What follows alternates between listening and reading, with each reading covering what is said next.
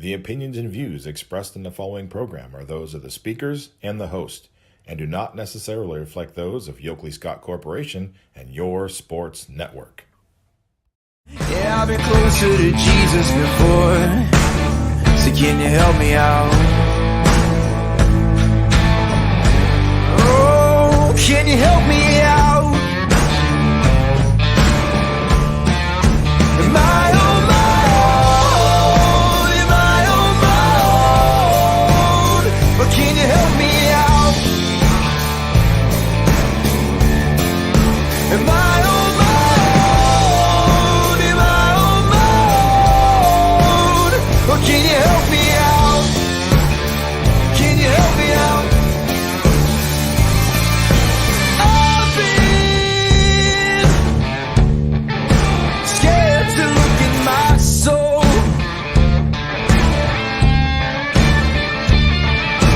I've been afraid I would follow the road. Yeah, afraid of the things I've been told. And hello, everybody. Welcome inside a Tuesday episode of Running Point on YSNLive.com. Brought to you, as always, by those good friends in the top right-hand corner of the screen right there, Greenwood Chevrolet in Austin Town. They go the extra mile for you so you don't have to. My name's Anthony Hartwig, and we are excited for another great show. Today, we follow Greenwood Chevrolet's lead and go the extra mile for you in sports coverage here on this show. One of the ways we do that, of course, is to share our player profiles that we get Coach's Corner, the interviews. We like to feature the people that are in the communities that we support and that we cover here on Running Point. Today is no different. We're going to prepare for the district semifinals in South Range with a player profile from Poland Bulldog, Mary Brandt, also future Division I softball player, committed to go to Robert Morris to continue her softball career. So you will hear from Mary Brandt today on today's show to get you ready for those district semifinals in South Range, starting at 4 between the Raiders and the Bulldogs. Round 3, a rematch of last year's district championship game. That game is happening at 4 o'clock, and then Columbiana will be playing after that in the two district semifinal games. The winner of those two games will meet in the district championship on Thursday. So going to have a real fun time at South Range. And across the districts tonight, Divisions 2 and 3 in softball have their district semifinals, and the championships for Divisions 1 and 4 are set for tomorrow. We recap all of that, talk about the scores from last night. In fact, we're going to do that first, but hold tight because I accidentally brought up the brackets first, so I have to switch this website here and go to the scoreboard at ysnlive.com. But we'll also be going into the baseball brackets today. Yesterday, we dove into Divisions 2 and 3 in baseball as they started last night. Tonight, we're going to look at the brackets and break down the matchups from Divisions 1 and 4. So we have that to look forward to as well. That'll be after we go over the scoreboard on ysnlive.com. And I'm going to bring it up for you here. Here we go. Scoreboard on ysnlive.com is brought to you and presented by Burnett Pool, Spas, and Hot Tubs. And it is a great tool for our YSN fans, whether you're at one of the games or watching one of our broadcasts. Either way, you don't want to look away from the screen or the action for too long. And the YSN scoreboard is a great and easy way to get live updated scores from your favorite teams across the YSN family. We have a hardworking team behind the scenes that updates the scoreboard every night and makes sure that it is as complete as possible. I know in some sports, especially baseball and softball, there are some games that just get under the radar a little bit, but we do the best we possibly can of inserting every score that gets reported to us at YSN and putting it up on the scoreboard. Scoreboard can be found at ysnlive.com/scores, and once again, it is presented by Burnett Pool, Spas, and Hot Tubs. Let's look at what we had for postseason Monday. Both sports, baseball and softball, now in the postseason. Baseball started their sectional semifinals. Some of these games are sectional games. Some of them are also regular season games, tournament tune-ups that these teams are playing. One of those tournament tune-ups was Louisville versus Canfield. Canfield had a bye, so they did not play yesterday. Louisville in Division 1, and I believe they have a bye as well. Louisville gets the win in this one over the Cardinals 4-2. A powerhouse matchup between two YSN schools and a big win for Louisville. In the tournament game, sectional semifinal between Ursuline and Cheney. Ursuline all over their SVC rivals. 14-0 the final there. Ursuline moves on to the sectional championship. We have Edgewood in Ravenna, and Edgewood gets the win in their sectional game to advance in the tournament. Final score is 8-2 in that one. Girard made the trip to Streetsboro, and it was a heartbreaker for the Indians after they scored 2 runs in the top of the 7th to take a 4-3 lead. Streetsboro came back and scored. 4-2 lead. Streetsboro came back and scored 3 runs in the bottom half of the inning and won that game 5-4 in walk-off fashion, a tough way to end the season for Girard as Streetsboro walks them off with a dramatic comeback in the 7th. Howland meeting up with Niles, and the Tigers get the win 6-4 to advance in the tournament. Salem also there with a good win over Ravenna. Ravenna was who Edgewood played, over Kent Roosevelt. Told you yesterday when we were breaking down these brackets, the Salem pitching staff is built for a tournament. 1-2, 1-2, 1-2. And they're won. Well, as you can see, a 2-1 victory, a big win for the Quakers to advance into tournament play. Geneva ends each season with a 13-0 win. In that sectional game, Jefferson gets the win over West Geauga 1-0 to advance. Struthers falls to NDCL to in their postseason, and Orange is able to fall to Lake Catholic 9-2.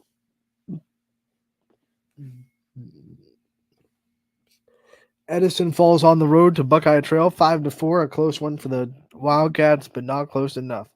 Campbell shuts down the score margin from their previous games against Champion. Champion won the 2 regular season games 18-0 and 8-0.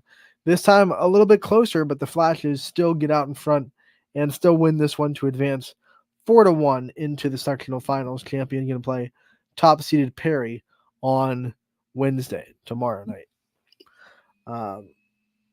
Newton Falls able to knock off Conneaut 7-1 to move on in the tournament.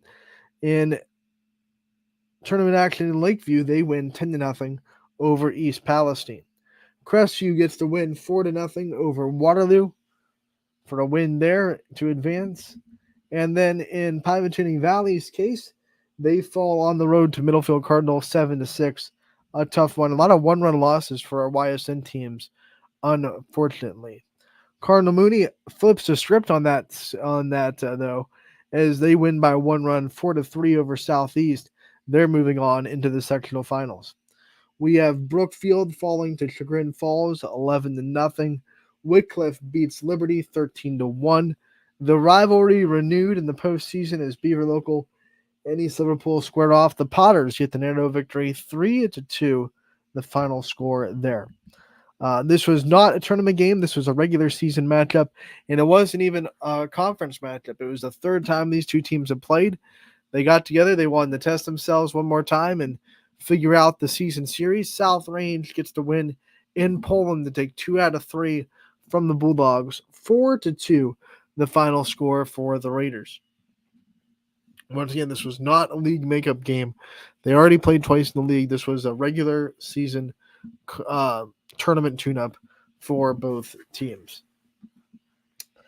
Austintown Fitch able to win over JFK in a regular season tournament tune-up 5-0, the final score there. Same thing with Boardman testing themselves against Hubbard, and they get the win at home by the final score of 5-2.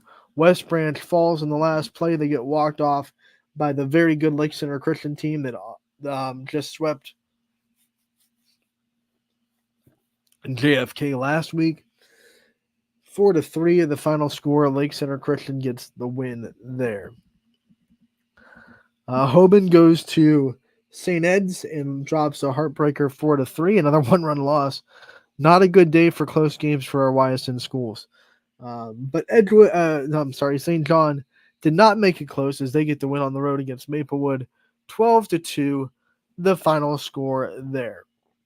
Now we go into softball. These were district semifinals in Divisions 1 and 4 with a couple of regular season games sprinkled in there as well. How about Fitch getting the big win over Green in 6 innings, 10-0, the final score there. McDonald and Jackson Milton. This is the upset of the year so far.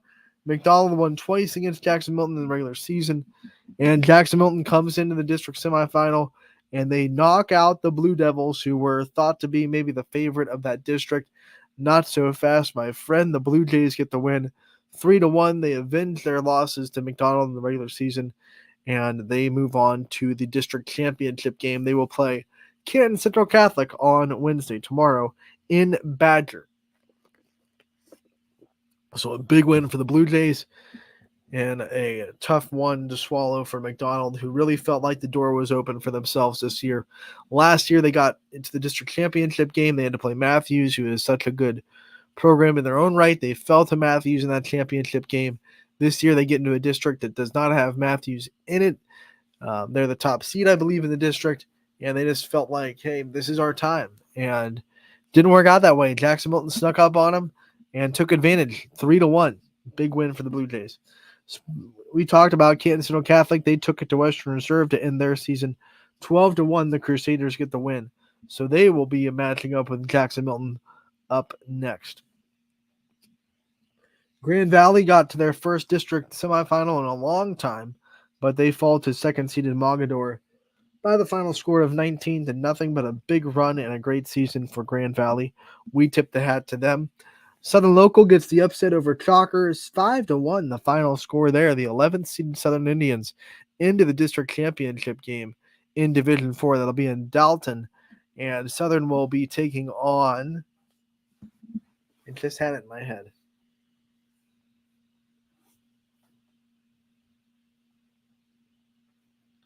Southern will be taking on Mogador, who beat Grand Valley. So that'll be the Dalton District Championship. Southern Local against Mogador.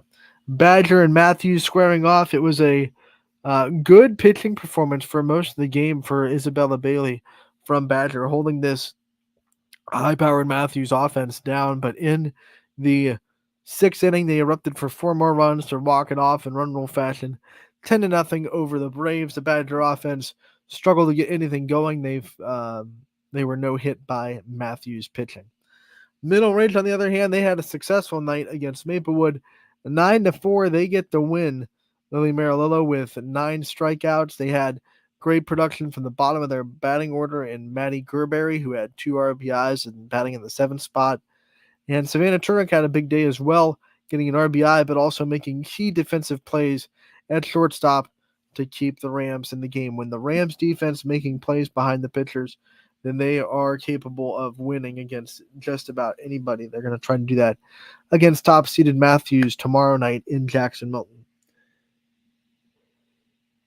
Edison's impressive season comes to an end. They were the top seed in the district, but they get upset by Sandy Valley by a final score of 6-3.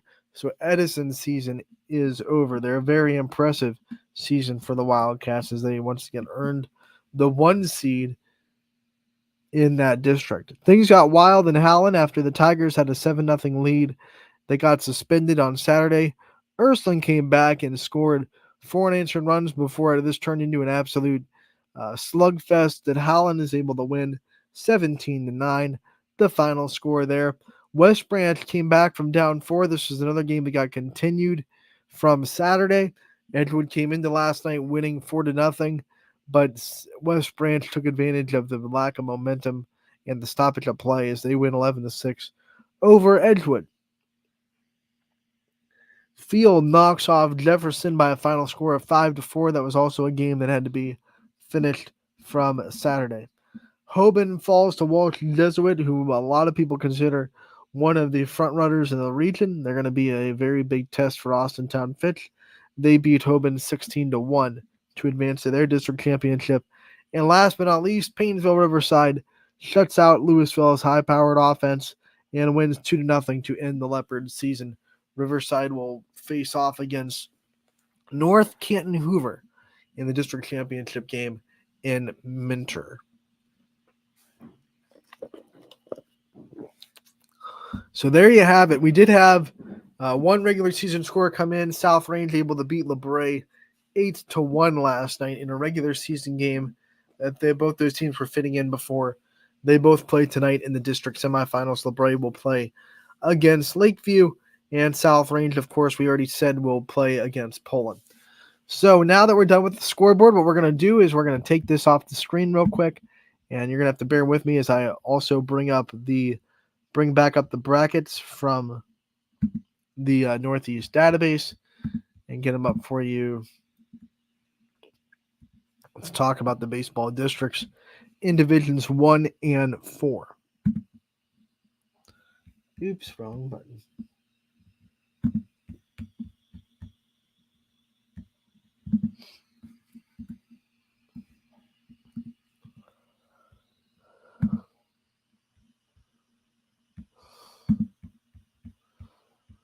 All right, here we go. Baseball. All right, we're bringing back up the screen for you, and let's look at these brackets in Divisions 1 and 4, break them down. We looked at Divisions 2 and 3 yesterday. Divisions 1, we just have to worry about 2 brackets because we have one that has a lot of YSN schools in it. The first one, though, is Hoban's sectional. That sectional is starting tonight. Hoban has to bye. They do not play until Thursday, so they're awaiting the winner of North and Lakeside, who are playing tonight. That is going to be 26 versus 32. You see the bottom half sectional here. It's Twinsburg having the bye. They await the winner tonight between Willoughby South and Brush. Down here, you have Minter with the bye. They're awaiting the winner of Hudson and Euclid. And then down here, you have Chardon, the 8th seed. They are waiting the winner of Dover and Warren Harding. That's 17 versus 25. I'm looking at this bracket. It's going to be a very interesting one with Hoban there as the 4 seed. But there are a lot of really good teams in this district.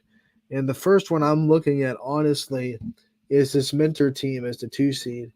They're obviously the 2. I just said obviously twice right there. So there's 19 if you're keeping track at home. Show number 7 since we've been counting. But Hoban is the 4, and then they have the 2 down here at the top of the other side. I'm not discounting Twinsburg, though. Twinsburg is the 7. They're a really good team. You have Minter, obviously the top. I said it again.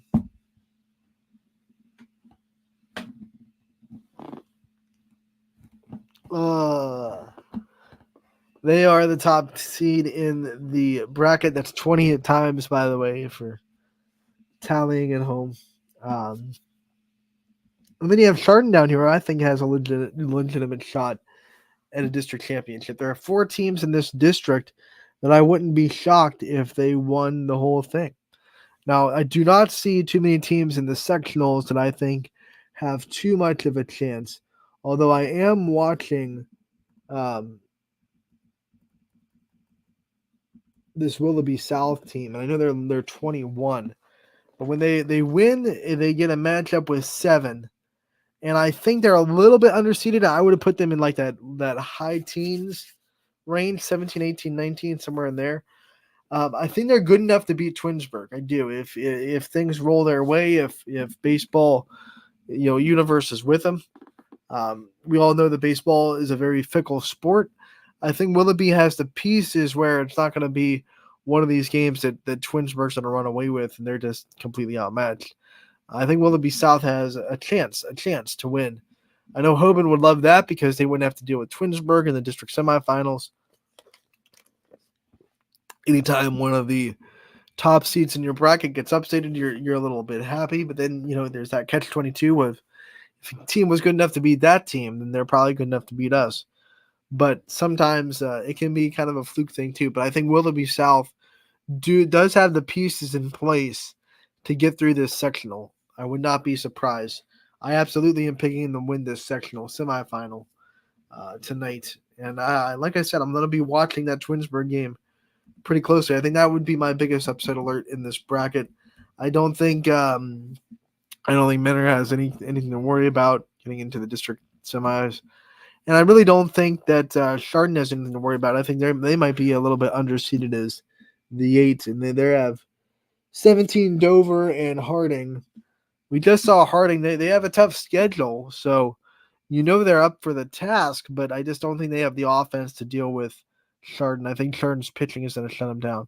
So I don't think Chardon's on upset alert. I think Twinsburg is more on upset alert than Chardon is in this bracket. We'll see how it all plays out. I don't think Hoban's on upset alert to get out of the sectionals, by the way. If you're wondering, I'm not too scared of East Lake North and Lakeside being able to knock out Hoban. We're rooting for Lakeside. We would love an all YSN sectional final. That would mean that we are guaranteed someone in the district semis. We always root for that. Lakeside will have to get a upset on the road against East Lake North. So that's one Division I bracket. Let's go look at the other one, which has a lot more YSN teams in it, if I remember correctly. Maybe it's the next one. Northeast 3. Nope, this one. Louisville. There with a bye. The top end of their district is going to be Massillon Jackson. They're waiting the winner of Cuyahoga Falls. And Boardman right there. Boardman, the 31 seed. Having to go on the road against the 30 seed. Now, Boardman just beat a very, very good Hubbard team last night. They play a brutal schedule. Canfield twice, Fitch twice, Holland twice, Harding twice. In the AAC, they test themselves out of conference. I think they're well tested enough to beat Cuyahoga Falls, and I think they have a pretty good chance to get into this sectional final. Louisville down here, they're waiting the winner of Uniontown Lake and Harvey, giving that one to Lake all day. That's a 19 versus 34. I think Lake is actually really good, so giving that one to Lake all day. I think they're going to be matching up with Louisville, who I think is underseeded at 11. They just beat Canfield for reference. Austintown Fitch is the 9 seed. They will await the winner of Glen Oak and Solon. I'm giving the edge there to Glen Oak. That's pretty easy, 12 versus 29. Tough draw for Austintown Fitch. If they win, they get the host, but they have to host a very good Glen Oak team that plays a lot of tough baseball as the 12 seed. So a tough draw for Austintown Fitch in this sectional for sure. If they make it to districts, they'll play either Nordonia or the winner of Massillon Perry and Canton McKinley. I am giving Massillon Perry the edge in this whole sectional. I think they're going to not just win tonight, but this is my upset pick of the bracket. I think they will go on and they would beat Nordonia on the road. I think Massillon Perry, obviously, I did it again. Oh, man. This is a bad day for that. That's 21. Keeping tally. In the last 7. This is 7 shows we've been counting on. So, that's almost 3 a day. Rough. But back to my point, Massillon Perry playing in that Federal League. They're battle tested. They're sharpened. They've played against really good pitching. They've had good lineups they've had to contend with. I think Perry's a very good baseball team, and I think they're going to win this sectional. And I think if Fitch gets through it, that's who they're going to have to play. This sectional being held at Nordonia. So if Nordonia actually comes out on top of that game, they'll be hosting their own district, and they'll be able to play at home. It's got to be a big motivating factor when you're playing to get a true home district semifinal and championship if they made it that far. So that was Division I. Just 2 brackets to go through. A lot of YSN teams in one of them, and then we have Hoban in Northeast 1. Now we venture off into Division 4. Northeast 1, Division 4. This district will be held at Bob Sean Park, and here's what it looks like. Tonight's sectional semifinals get going as St. Thomas Aquinas playing Richmond Heights. Winner gets Lake Center Christian, who is the 1 seed for good reason. Bottom end, you have Laudonville. They await the winner of Latonia and Wyndham. That's an all YSN matchup, 23 versus 24 in that one. You have Dalton down there as the 7. They're awaiting the winner of Southern and Western Reserve. And then at the bottom end of it, you have Springfield as the 4 seed. They await the winner of Cornerstone Christian and Badger. So when I'm looking at this bracket, I think Springfield is the biggest YSN team to watch. They have a great pitching staff. When they're 1 and 2 are on the mound, they don't give up a lot of runs. If numbers play out, they would have to deal with the 1 seed in the final, but they have a lot to get through before that. I think Dalton is I almost did it again. I caught myself though. Dalton is their biggest test as the 7. I don't see any upsets in this side of the district. I don't think Dalton or Springfield are going to get beat by their sectional opponents. But when I look at this side, Laudonville as the 13, Wyndham and Latonia. Wyndham has looked kind of good at times, and I know they're the 24. They're not the favorites even in this game. They're playing tonight. But when things are going right for Wyndham, they've had some big wins. You never know. Laudonville is a little bit of a low seed. They didn't get stuck with playing the 1 or the 2. So an opportunity open a little bit for Wyndham or Latonia to get into a district semifinal. And there's not going to be any challenge for the 1 seed here as Lake Center Christian handed favorites over Richmond Heights and St. Thomas Aquinas there. Let's go into the other Division 4 bracket. Talk about it for a little bit.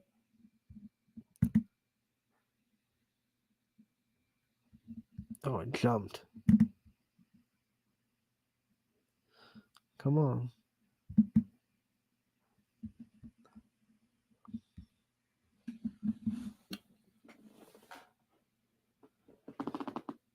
Maybe if we hit the pause button and let it catch up with itself. There we go. Sorry about that. We'll go into Division 4 now. We just went over the first district. Let's look at the East Northeast 2 district here on the OHSA website. This district will be held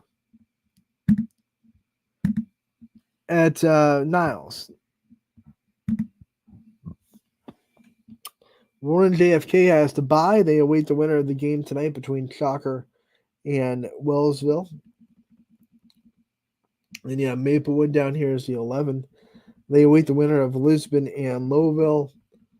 You have Bristol on the 9 seed. They await the winner of Kidron Central Christian and Jackson Milton. That is 14 versus 20. And then the bottom of it, you have Middle Ridge against the winner of Matthews and Grand Valley. Matthews, the 15, Grand Valley, the 22. When I'm looking at this bracket, a couple of things stand out. Once again, I think Middle Ridge is one of those teams that benefits from having their ace. They'll have their ace in their sectional final. They should have enough of a break to use them again in the district semis. And this freshman, Anderson for Middle Ridge, has thrown a no-hitter this year. He's had plenty of shutouts. Pitching really well for the Rams. With him on the mound, they're always going to have a chance. So I think Middle Ridge might be a sleeper to get out of this sectional and get out of this side of the districts into the district championship. They're benefiting from a Bristol team that is 9, is a good record, but doesn't have the schedule, I believe, that Middle Ridge does. Middle Ridge playing a lot of tough teams, and not just the MVAC Scarlet tier, but also crossing over into the MVAC grade tier a little bit this year too. Middle Ridge, the co-MVAC champions with Springfield, and I think they're underseeded 1. I think they should be a little bit higher than 14, but I think they have a favorable matchup with 9-seeded Bristol if they're able to get to the district semifinal. So I would not be surprised in the least if Middle Ridge made it to the district championship. Up here, we're looking at it, and I just don't see any big threats to Warren JFK. Chalker and Wellsville are going to duke it out. Chalker is the favorite, is the 19 seed. And then down here, yeah, Maplewood is the 11. That's not going to cut it. JFK is not going to lose to Maplewood. I think they're going to play Lisbon. I wouldn't be shocked if Lisbon actually went on and beat Maplewood with some of the teams and pitching staffs they've had to play this year. Baseball is hard to figure out because of this pitching rotation and who's going to be on the mound and how much rest are they going to have between games and how they've managed the pitching staff in the week leading up to the tournament, what they're feeling like. With this pitch count and being aware of it, baseball becomes a little bit harder to navigate when you're trying to figure out what's going to happen in this one-and-done scenario. Now, if it wasn't one and done, almost did it again. If it wasn't one and done, you would just say, hey, the best pitching staff's going to win hands down. They're going to be able to win 2 out of 3 or 3 out of 4. But when you have one and done, you don't have to have your whole staff be better. You just have to have one ace that's better. Give you that one win. Some of these teams that are lower seeded have that indeed. If they can find the 2 that gives them consistency, gets them wins, maybe doesn't shut the other team down, but keeps the team in it, lets their offense do some work, then teams like that can make a deep tournament run. We've talked about it at length in days past. Is the other Division 4 district any of our teams? I'm trying to think if I missed any Division 4 teams. I don't believe I did, but we're going to check really quick. Before we go to commercial, I think this is outside of our district. Let's see. Maybe Heartland is in this one, if I remember correctly. McDonald's in this one too. Don't want to leave the Blue Devils out. McDonald has the 10 seed. They are going to play the 8 seed. A pretty big matchup to start. Leary Catholic and McDonald. Going on Thursday, that'll be in Elyria.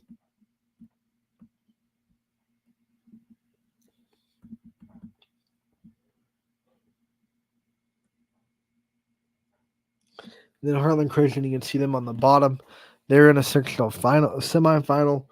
They will play host to Fairboard Harding. And then if they win, they will travel to Mapleton. Don't get Mapleton and mixed up with Maplewood. Those are 2 different things. But Mapleton would be the next opponent. And then if numbers played out, it would be Hillsdale, the 3 seed. I think Heartland has a really good chance of getting into the district semifinals in this one. They're not the highest seed in that sectional, but they definitely have the SOS strength of schedule to back up that claim.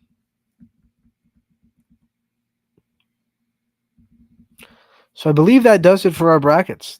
We've gone over every bracket for every YSN team, talked about some of the big matchups, talked about who are some of the favorites, who are some of the upset alert teams as well.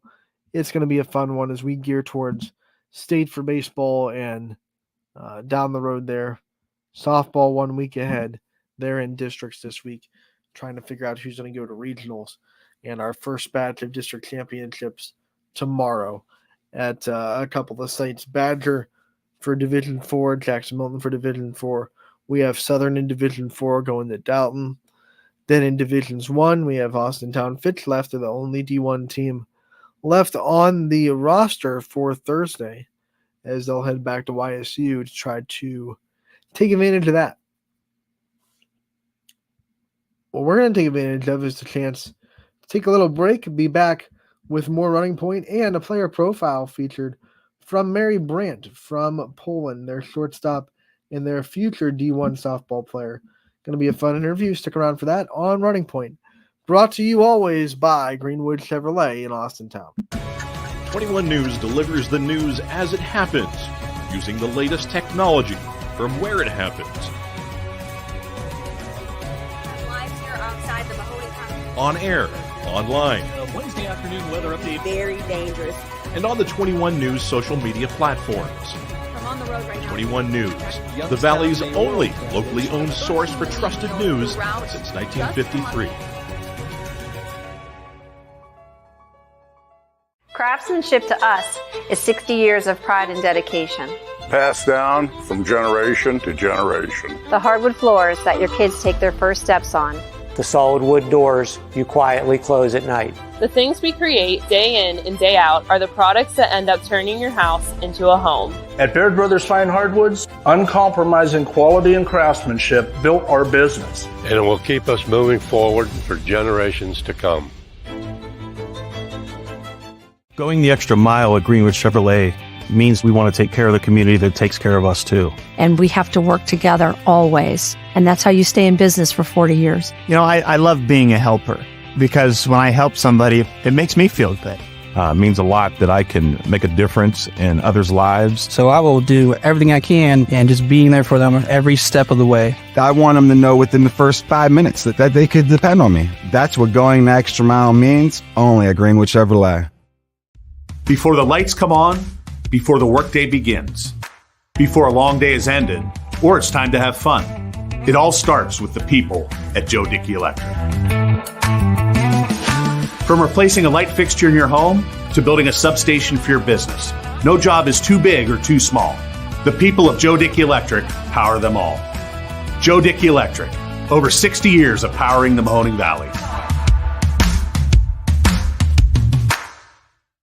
Welcome back to Running Point. As promised before the break, we're going to go right into our player profile feature of the day. It is Mary Brandt from Poland, their shortstop and future D1 softball player. Hope you enjoyed this interview with her that we recorded a couple of days ago and is now on the website as well. Anthony Hartwig here with a Poland softball player profile. It is, sadly the last one we're going to do with Mary Brandt, who has been meant a lot to this Poland athletic room since she stepped on the floor, field, whatever you want to say, whatever sport you're watching her in, since a freshman. But here we are, senior year, Mary, and thank you so much for joining us. Of course. Thank you for having me. What's it like being a senior and knowing that, obviously the career you've had, but now here you go, it's the last go around and you have to deal with all the emotions of it being the last year? I mean, it's bittersweet, especially playing with all these girls from Poland for the last time because we've grown up together. We've played forever, but I feel like I've really done a good job of living in the moment, especially in high school, how fast everyone says it goes because it really does go fast. But I'm excited for the new chapter, but I'm really proud of everything we've done. So when you say live in the moment, does that mean that this year you haven't been in those moments where you get sad or you start to think about the last game until it's the last game? I mean, have you even thought about the fact that this is your senior year, or are you just trying to take every game like you would whether you were a junior, sophomore, or freshman? I mean, obviously, when the tournament starts, you kind of know things are coming to an end. So it's you got to really make sure you're playing to the best of your ability, and the team makes sure to do that too. But I don't know. I kind of just senior nights are always sad, but besides that, I just kind of go out there and have fun every single game this year. Statistically on this softball team, you've always been a leader statistically. You've been able to put up the offensive numbers, be a good defensive player. But here you are as a senior now. You're asked to be a little bit more of an emotional leader. You lost a senior class last year that was really good. And now it's a young roster. You only have 2 seniors right now on your team. What's it been like to have a little bit more responsibility as far as the emotional leadership and the energetic leadership and going past the statistics? I mean, it definitely puts a little more pressure on me, and I know it does with Leanne too, just the fact that there's 2 of us for softball. But I mean, in all 3 of my sports, there hasn't been a whole lot of seniors, so we had to step up and take on a bigger role, especially being captain. So I mean, just making sure that all the younger girls are included. Team bonding is really important for us in all 3 of our programs. So we kind of just make sure everyone feels welcome. And you play 3 different sports, and the teams differ. You have different teammates on every team, but Leanne has followed you. She's soccer, basketball, softball. What's it been like being on this journey with her all senior season? I mean, it's super special, especially because we met when we were in preschool and we've been best friends ever since. So I feel like that's probably one of the things I'm most sad about is that I won't ever get to play with her again. But definitely being able to play with each other in all three sports has been something I hold like really special in my heart. So I'm really glad that we got to go through it together. This year, you've had to go through some adversity that you probably never expected that you'd have to go through. You missed the last chunk of the basketball season, had to miss the first couple of games of the softball season because of an injury. Talk about what that was like, trying to mentally get through that and knowing that you were going to come back and knowing that you were going to play softball for Poland again, but having to get through that time when you had to stop playing for a little bit, and then obviously not being able to finish the basketball season. What was that like for you? How did you kind of get yourself mentally through it? I mean, it was really hard for me, especially ending basketball and having to tell my coaches and teammates, because I know they were also devastated for me. But I mean, I really owe a lot of it to my trainer and like obviously my teammates for making sure that I'm still okay. But especially because with this injury, it was kind of like trial and error. So I would start doing something, and if it hurt, I'd have to step back, and I can't really help anything with that. And I didn't even know if I'd be able to play softball this year because, again, like I said, it was kind of just test things out, and if it didn't work, I'd have to go backwards. But my trainer really got me in shape. He's also my physical therapist, so he is probably who I owe it most to because he would spend time on me every day, multiple hours a day. So I really appreciate him. With that uncertainty, I imagine it was hard to really find that rhythm right when you stepped on the field because you missed the first chunk of the season. So what has it been like to try to get your rhythm back, try to get your timing back at the plate, and just try to get back to 100%? I mean, it was super hard, especially at the beginning, because I obviously didn't get those first 3.5 weeks, 4 weeks when everyone was doing scrimmaging and seeing live pitching. So I kind of went into it blind, but I feel like I'm finally starting to get my groove back a little bit. I mean, hitting's always been up and down, but especially this year, more than anything, it's hard not to get down on yourself, but I try to make sure that I stay up because I have to give myself some leeway because I sometimes forget that I didn't get all the extra reps that the other girls did. I'll tell you what, no matter what your final numbers look like, whether they're up to your standards or not, you had one of the best games that we've ever seen on the Ysn family this year against Boardman, and one of the best games that anyone's had in the state of Ohio. 10 RBIs, 2 home runs, 5 for 5. What was that game like for your psyche, for your momentum, for your confidence to play? What did that do for you to be able to have that kind of success in a game? I mean, it was huge. I mean, I personally didn't even know I had that many until after the game when you interviewed me and told me, but it all happened because my teammates got on base. That's what those RBIs are. So I couldn't have done it without them. But for me personally, it was a big confidence booster because I needed that. When you have a game like that where you're seeing everything, I mean, they had 3 different pitchers and you were seeing all of them. What's that like as a hitter to be able to know, like, I'm seeing everything right now and the ball looks like a beach ball?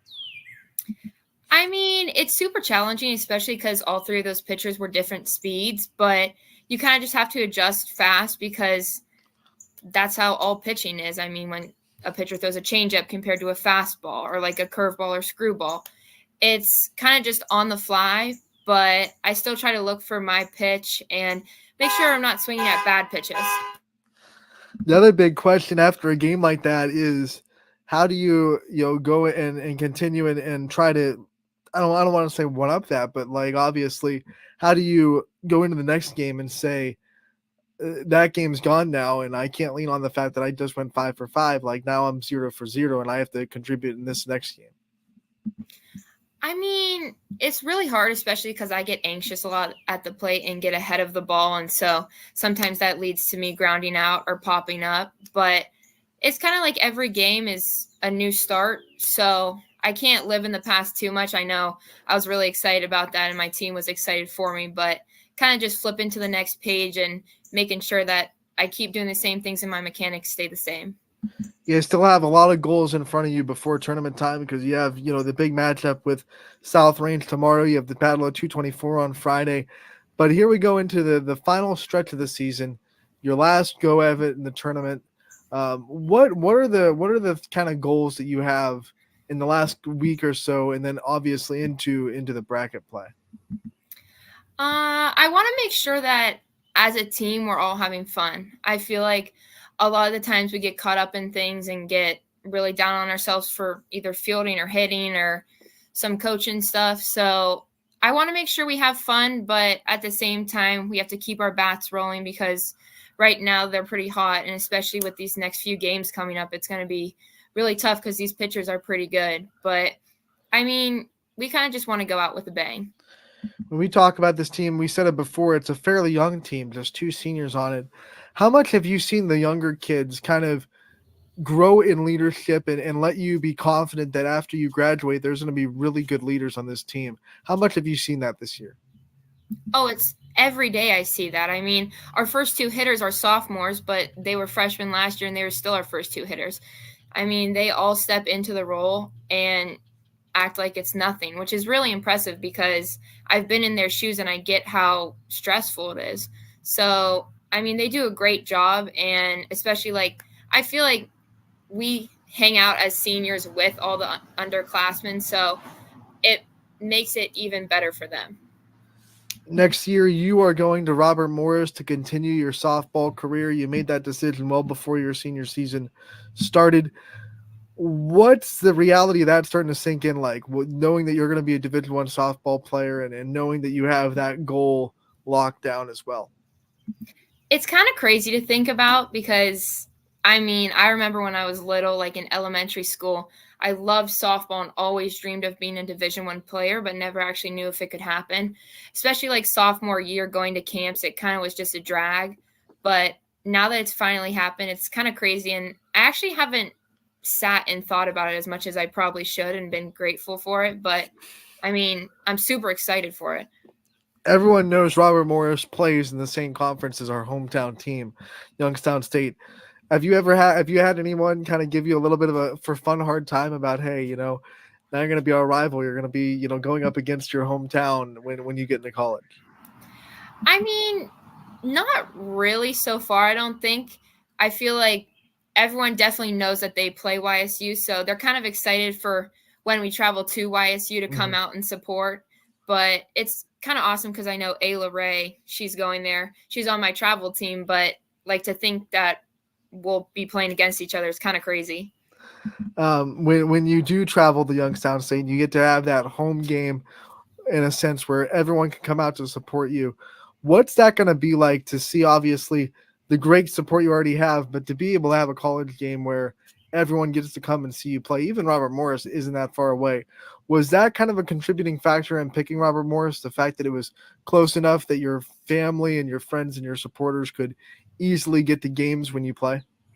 For sure. I mean, when people ask why I picked Robert Morris, I feel like my first answer is that it checked all my boxes because it's not very far away, because I had like an hour and a half ish radius that I wanted to stay close to home because I still want to come home and watch all my teammates now still play and come support them. So that's really important to me.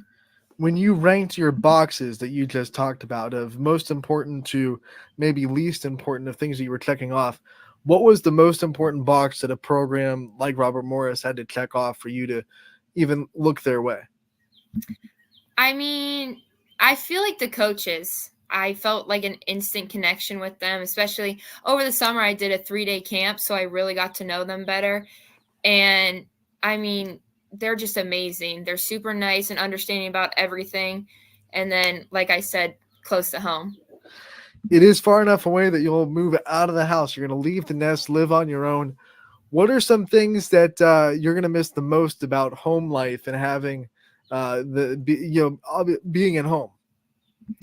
I mean, obviously I'll miss my parents and like hanging out with them, like eating dinner, stuff like that, or going out to dinner. I mean, besides that, I am probably really going to miss my dog and my friends just because we're all kind of going separate ways. So I feel like those 3 things. And I'm really going to struggle doing my own laundry, I think. That goes right into my next question was going to be, what's the one life skill that you think is going to give you the most trouble when you don't have your parents to do it for you anymore? Is it laundry? I'd say probably laundry. What's one home cooked meal that you're going to miss the most when you're away from home? I don't know. I always like when my mom makes homemade spaghetti sauce and we have spaghetti, but personally in the summer, I really enjoy cooking out stuff like burgers, kebabs. So probably that. When you think about how much softball you've played up to this point in travel in high school, what is it that keeps you engaged? Because there are a lot of players that get to your point, senior year of high school, maybe going into college, maybe they're already committed, but you start to feel that gas out because you've played so much and you haven't had that null. So what is it for you about this sport that keeps you going, that keeps you away from losing interest in it? I feel like just being in it for my teammates most out of all, because they're the ones that make me want to still come and still play and still try my hardest. So doing it for them. And then, like I said before, having fun, because softball's a game of mistakes, really. Out of all the sports I picked that one. Sometimes I wonder why, but I mean, just staying positive and always cheering up others, I feel like that goes a long way. People that have watched you know that you're good in all the sports you play. You contribute to all those teams. Was it ever a question on what sport you wanted to play, or was it always softball? Was it always, this is what I'm going to go and play at the next level? I think I knew it was always softball, but I talked about it with, like, I visited some other like D3 schools. So if I would have went somewhere like D3, I would have probably tried to play two sports. I didn't decide whether that would be soccer or basketball, but I honestly really enjoyed basketball this year. So what are you going to miss the most about those other two sports that you, unlike softball, you have put away the cleats and the shoes forever? You're not going to play that competitively anymore. Probably the atmosphere and just like playing with the teammates that I have. I mean, I'll remember some of the memories I made at those other sports for the rest of my life. But I mean, especially basketball, when it's a big game like Canfield or South Range, just hearing all the parents and like my classmates come and cheer us on, I feel like that's pretty special. My last question for you is, when you're graduating from Poland, you're walking down that aisle and you're handed your diploma, you get to reflect on just what makes you proud that you went to this school, that you were able to represent Poland for 4 years. What's going to come to mind to you? I would say how tight-knit of a community this is. I mean, all the success that I've had wouldn't have come without my community. They stand by me, they support me in everything. And then obviously my teachers and administration for making me the student that I am today. And just my parents for always sticking with me too, because sometimes it gets hard. So, I mean, I really love their support. Mary, you've done this a lot. You know, at the end of the profiles, we like to give the player the chance to take the limelight off themselves for a minute and shine on the people that are in their life, the people that support them. I want to give you the time to do that and give out as many thanks as you want this time around. Yeah, I mean, like I said before, my parents for sticking with me through it all, and my brother, obviously. All of my coaches in all three sports, and my teammates, past and present, because they've made me the athlete that I am today. And I mean, just my family for everything, like extended family. They always come and watch me. And then thank you to you guys too for always covering our games. I mean, we really appreciate it. I'm going to challenge the players that have done this a couple of times with one last thing, because you thank everyone and you've thanked a lot of people a couple of times. Give one shout out to someone that you think that maybe you haven't shouted out before in the player profile that maybe deserves one. Just give one fresh shout out before we get you out of here. A fresh one? I'll shout out Eliana Thompson, because I feel like she has stepped into a huge role this year, especially in basketball when I went down. And I just think she doesn't get enough credit as she should. So I feel like she really deserves being shouted out. You got a shout out in the player profile for Mary Brandt, Eliana. I hope you feel good about it. And when we get you on, we'll give you the chance to return the favor, because we know that we'll get Eliana a player profile before too long. Mary, thank you so much for the time. We always appreciate it when you give it to us. It has been so awesome being able to talk to you over the years. Player profiles up the wazoo on our website. We thank you for your time and we appreciate it. We wish you the best of luck the rest of this year. You know, we'll see you again real soon. Of course. Thank you so much for having me. Mary Brandt, Poland's shortstop, future Robert Morris softball player. What a great player profile that was. I hope you enjoyed it.